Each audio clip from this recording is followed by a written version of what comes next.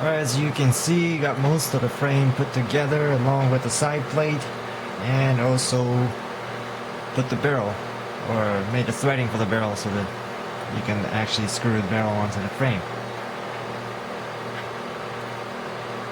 So that space is still left open for the crane and the cylinder or ejector rod and such. So got the cylinder release and also a hammer block, double safety feature, I guess, whatever you want to call it. So I'm not sure if you can see through the inside, the middle of the hole. That's where the cylinder, or the back of the ejector rod, sits instead of the frame. You push the button forward to basically pop the cylinder out. So the action is still a little bit sticky, but that's gonna change once I polish all the parts and lube and such.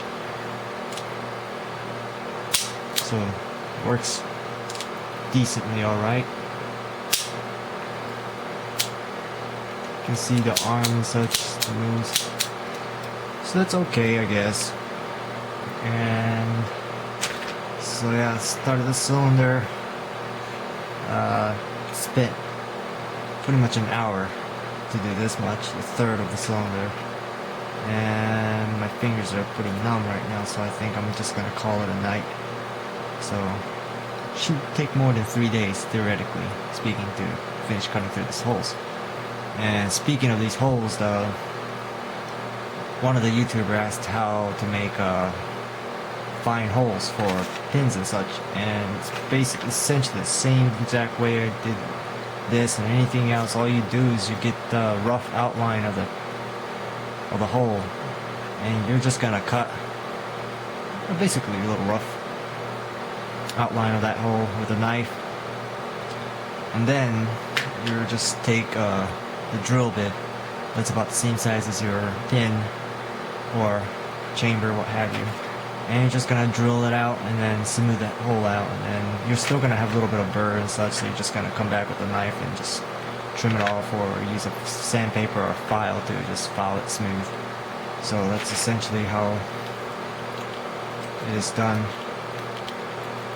with this such. So you got the little holes, and while you're at it, you can see the little internals. So the hammer is blocked by the bar, release bar, I guess you want to call it, or the back portion of it. So that's what blocks the hammer, and so in order for the whole action to work, the cylinder has to be in place to actuate the bar back, so that the hammer can move back and such. So fairly simple design, really. I mean, it's been around for a couple hundred years, or maybe 2 or 3. So that's really it for now. Oh, and almost forgot, another YouTuber asked about the threading, how to make such, and I've already talked about it in the other video, but essentially you take like a fine metal wire such as this, and what I used was this 24 gauge little accessory wire you can buy at hobby stores, and you just get it smoothed out or in a straight line, and then you just super glue it onto the base, and then try to get it even, and that's how you get the male part.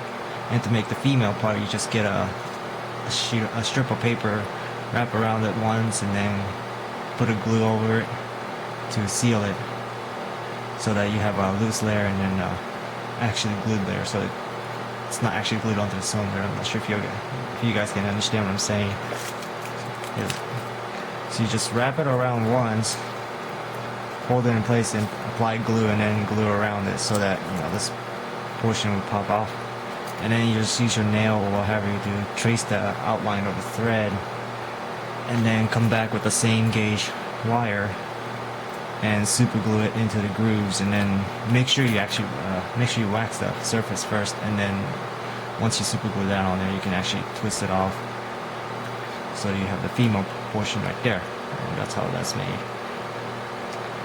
And again, you have a paper clip going all the way. You can see that right there, coming through here, over, and through here, and then through here. So it's fairly sturdy, so that hopefully this thing won't blow up when I shoot. So that's pretty much it really on this part. I'm not sure what I'm gonna do next. Probably finish the cylinder and then start working on the crane and such. And after everything's done, I'm gonna add final layer, clean layer of the receiver, and probably get a cheap super glue or something and coat it like a lacquer type deal, and then just polish it with fine sandpaper. And if I'm gonna paint, then I'll probably paint after that.